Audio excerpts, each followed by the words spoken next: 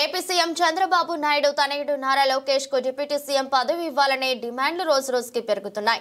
ఇప్పటి వరకు టీడీపీ కార్యకర్తల నుంచే వినిపించగా ఇప్పుడు సెకండ్ గ్రేడ్ కేడర్ కూడా ఈ డిమాండ్ ను వినిపిస్తుంది. తాజాగా మాజీ మంత్రి సర్పేపల్లి ఎమ్మెల్యే సోమిరెడ్డి చంద్రమోహన్ రెడ్డి, పిఠాపురం మాజీ ఎమ్మెల్యే ఎస్వీఎస్ఎన్ వర్మ కూడా నారా లోకేష్ కు డిప్యూటీ సీఎం పదవి ఇవ్వాలని అడిగారు.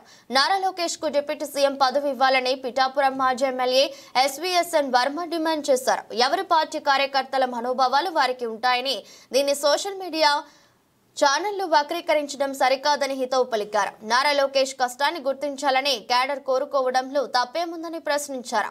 ఓడిపై భవిష్యత్తు ఏంటో కూడా తెలియని జగన్నే సీఎం అని అంటున్నారని తెలిపారు. పవన్ కళ్యాణ్ కూడా జనసేన కార్యకర్తలు సీఎం అని పిలుస్తున్నారు. అలాంటిది తెలుగుదేశం పార్టీని బలోపేతం చేసి కార్యకర్తల్లో ధైర్యం నింపిన లోకేష్ ను డిప్యూటీ సీఎం అంటే తప్పేంటి అని నిలదీశారు. కరుడు కట్టిన టీడీపీ కార్యకర్తగా లోకేష్ డిప్యూటీ సీఎం కావాలని కోరుకుంటున్నానని తెలిపారు. ఇది తన ఒక్కడి అభిప్రాయం కాదని, కార్యకర్తల మనసులోని మాటని చెప్పారు. దీనిపై పార్టీ అధినేత చంద్రబాబు తీసుకునే నిర్ణయమే ఫైనల్ అని, అది కార్యకర్తలు అందరికీ శిరోధార్యమని స్పష్టం చేశారు. నారా లోకేష్ ను డిప్యూటీ సీఎం చేయాలన్న పోలిట్ బ్యూరో సభ్యుడు ఆర్ శ్రీనివాసులు రెడ్డి ప్రతిపాదనను తాను సమర్థిస్తున్నానని సోమిరెడ్డి చంద్రమోహన్ రెడ్డి తెలిపారు. డిప్యూటీ సీఎం పదవికి నారా లోకేష్ 100% అర్హుడని పేర్కొన్నారు. రాజకీయంగా అనేక డక్కాముక్కీలు తిని అవమానాలు ఎదుర్కొన్న తర్వాత యువగలం పాదయాత్రతో తనలోని నాయకత్వ లక్షణాలను లోకేష్ నిరూపించుకున్నారని అన్నారు.